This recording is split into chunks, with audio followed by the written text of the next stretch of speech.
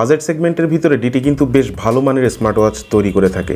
বিশেষত তাদের এর আগে লঞ্চ হওয়া যে DT7 ম্যাক্স অথবা DT7 প্রো ম্যাক্স, এই ওয়াচগুলো কিন্তু মোটামুটি বেশ ভালো মানের স্মার্ট ওয়াচ। আমাদের চ্যানেলে কিন্তু DT7 ম্যাক্সের রিভিউটা আমরা কিছুদিন আগে বলতে মাস দুয়েক আগে করেছিলাম, আপনারা চাইলে দেখে আসতে পারেন। আজকে আমরা DT001 এই কোম্পানির আরেকটা স্মার্ট ওয়াচ নিয়ে রিভিউ করব। এই ওয়াচটা একটু লো বাজেটে, এটা হচ্ছে 2100 টাকা, কিন্তু 2100 টাকা প্রাইস হওয়া সত্ত্বেও এই ডিভাইসটাতে যা যা থাকছে তা আসলেও অকল্পনীয়। কেন অকল্পনীয়? কারণ হচ্ছে এই ওয়াচটিতে ব্লুটুথ কলিং ফিচার থাকতেছে, সেই সাথে থাকতেছে IP68 ওয়াটারপ্রুফ রেটিং, যেটা কিন্তু অনেক ভালো মানের স্মার্ট ওয়াচেও দেখা যায় না। বিশেষত 3000, 3500 অথবা 2500-2700 টাকার উপরের স্মার্ট ওয়াচগুলোতেও ওরকমভাবে দেখা যায় না যে ব্লুটুথ কলিং ফিচারও আছে, আবার সেই সাথে IP68 ওয়াটারপ্রুফ রেটিংও দেওয়া আছে। তো যাই হোক, বেশি কথা বাড়াবো না, আমরা আজকে রিভিউ করব এই ওয়াচটির। রিভিউ ভিডিওটি শুরু করার আগে যারা চ্যানেলে নতুন আছেন চ্যানেলটিকে সাবস্ক্রাইব করে রাখুন, সেই সাথে পাশে থাকা বেল আইকনে প্রেস করে রাখুন যাতে আমাদের দেওয়া যে কোনো ভিডিও নোটিফিকেশন আপনার মিস না হয়। আমাদের আজকের ভিডিওটি স্পন্সর করেছে Wintel mobile and computer. Mirpur shopping সেন্টারের লেভেল 5-এ 652 এবং 664 নাম্বার শপটি তাদের। এছাড়াও যে কোনো ধরনের স্মার্ট ওয়াচ এবং গ্যাজেটগুলো সুলভ মূল্যে পেয়ে যাবেন তাদের কাছে। তাদের শপের লিঙ্ক দেওয়া থাকছে ডেসক্রিপশনে। আমরা প্রথমেই কথা বলবো এই ওয়াচটির বক্স প্যাকেজিং নিয়ে। বক্স প্যাকেজিংয়ে সেরকম কোনো কিছু থাকছে না, তবে বক্সটি বাইরে থেকে দেখতে বেশ সুন্দর। বক্সের গায়ে বেশ বড় করে লিখে দেওয়া আছে 1.99 ইঞ্চির ডিসপ্লে, আর এছাড়াও এতে 500+ ওয়াচ ফেস দেওয়া আছে। NFC-র সুবিধা এখানে আছে, সেটা ব্র্যান্ডিং করে দেওয়া আছে। এবং বক্সের ভিতরে ওয়াচটা থাকছে, সেই সাথে একটা ইউজার ম্যানুয়াল গাইড থাকছে, যেটা দিয়ে আপনারা কিভাবে ইউজ করবেন সেটা এখান থেকে বুঝে নিতে পারবেন। আর এ বাদে আর সেরকম কোনো কিছুই থাকছে না, শুধুমাত্র একটা চার্জিং ডক থাকছে। এই চার্জিং ডকটা আদার্স যে ডিটি যে ওয়াচগুলো তৈরি করে থাকে সেরকমই চার্জিং ডক, মানে সেরকম কোনো নতুনত্ব থাকছে না। এই ওয়াচটি কিন্তু স্কোয়ার শেপের, মানে চারকোনাকার বললে ভুল হবে, মানে একটু আয়তকার আর কি। দুইটা সাইড একটু বেশি চওড়া আর দুইটা সাইড একটু কম চওড়া। আর এই ওয়াচটির ডান দিকে একটা বাটন থাকতেছে, মানে অ্যাপেল ওয়াচ সিরিজ 7-এ যে ধরনের বাটনগুলো থাকে, মানে স্ক্রল বাটন, যেটা আপনি ঘুরিয়ে ওয়াচ ফেস পরিবর্তন করতে পারবেন অথবা আদার্স কাজে ব্যবহার করতে পারবেন। তো এরকম একটা স্ক্রল বাটন থাকছে। এই বাটনটির ঠিক নিচের দিকে আরেকটা বাটন থাকছে, যেটা দিয়ে আপনি পাওয়ার অন করতে পারবেন, পাওয়ার অফ করতে পারবেন এই ওয়াচটি। এছাড়াও আদার্স ফাংশন ব্যবহার করতে পারবেন। আর এছাড়াও এই দুইটা বাটনের মাঝখান বরাবর একটা মাইক্রোফোন দেওয়া আছে, যে মাইক্রোফোনটি দিয়ে আপনি কথা বলার সময় আপনার সাউন্ড ইনপুট হিসেবে কাজ করবে। আর এর ঠিক বিপরীত পাশে একটা স্পিকার গ্রিল দেওয়া আছে, যেটা দিয়ে আপনি যখন কথা বলবেন তখন সাউন্ড আউটপুট হবে। যে সেন্সরগুলো পিছনের দিকেই দেওয়া আছে, এবং চার্জিং যে স্টেশন, সে চার্জিং স্টেশনটাও পিছনের দিকেই দেওয়া আছে। আর কথা বলবো এই ওয়াচটির যে স্ট্র্যাপ, সেই স্ট্র্যাপটি নিয়ে।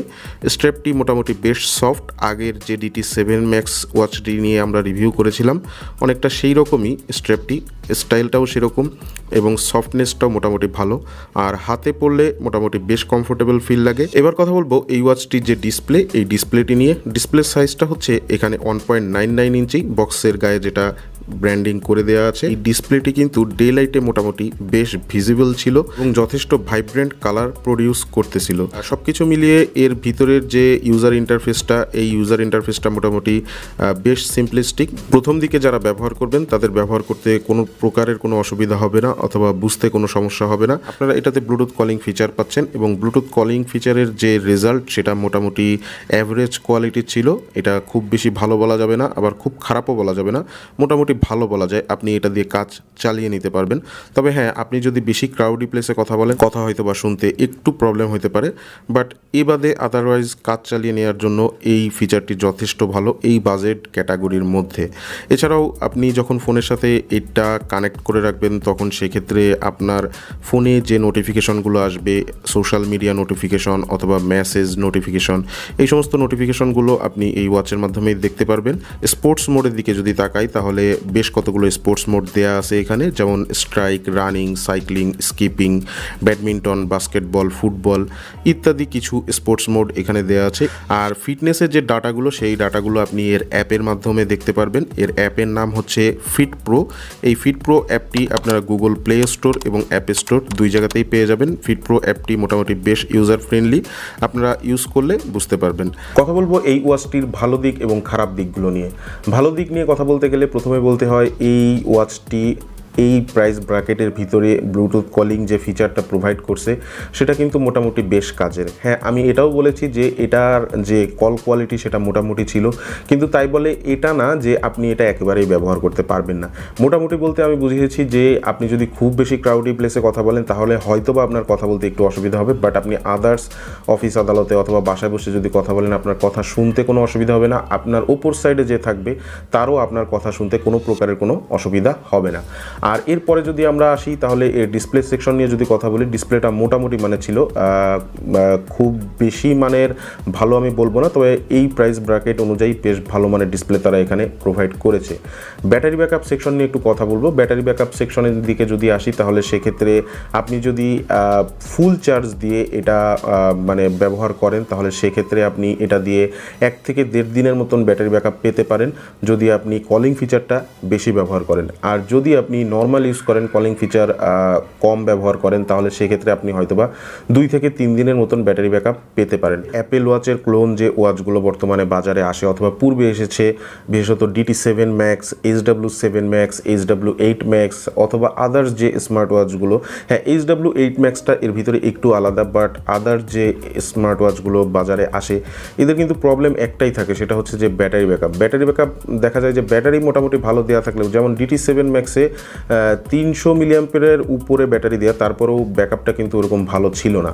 তো এই ওয়াচগুলোর একটাই প্রবলেম থাকে, সেটা হচ্ছে ব্যাটারি ব্যাকআপ। আমার কাছে মনে হয় এই ব্যাটারি ব্যাকআপটা কম হওয়ার একমাত্র কারণ হচ্ছে এই ওয়াচগুলোর যে সফটওয়্যারের সাথে হার্ডওয়্যারের যে কম্বিনেশন, সেই কম্বিনেশনটা মানে অপটিমাইজেশন যেটাকে বলে, এদের ইন্টারনাল ইউজার ইন্টারফেসের যে অপটিমাইজেশন, এই অপটিমাইজেশনটা ভালো মতো না হওয়ার কারণে এই ব্যাটারি ব্যাকআপটা ভালো পাওয়া যাচ্ছে না। তবে আমি মনে করি যে আপনারা যারা কলিং ফিচারের জন্য স্মার্ট ওয়াচ খুঁজতেছেন তাদের জন্য এই DT001 স্মার্ট ওয়াচটা খুবই ভালো হবে, অনায়াসে কিনতে পারেন। কারণ কলিং ফিচার যারা চান তারা প্রতিদিন একবার করে চার্জ দিতেও আমার মনে হয় বেশি একটা প্যারা হওয়ার কথা না। তো আমাদের আজকের রিভিউ ভিডিওটি সব কিছু মিলিয়ে এই পর্যন্তই। আমাদের ভিডিওটি ভালো লাগলে অবশ্যই একটা লাইক দিয়ে রাখবেন, সেই সাথে আমাদের চ্যানেলটিকে সাবস্ক্রাইব করে রাখবেন এই ধরনের ভিডিও যাতে আবারও আপনি পেতে পারেন, সেই জন্য বেল বাটনে অবশ্যই প্রেস করে রাখবেন। সবাই আমাদের সাথে থাকবেন, আমাদের পরিবারের সদস্য হয়ে থাকবেন, ভালো থাকবেন, সুস্থ থাকবেন। আসসালামু আলাইকুম।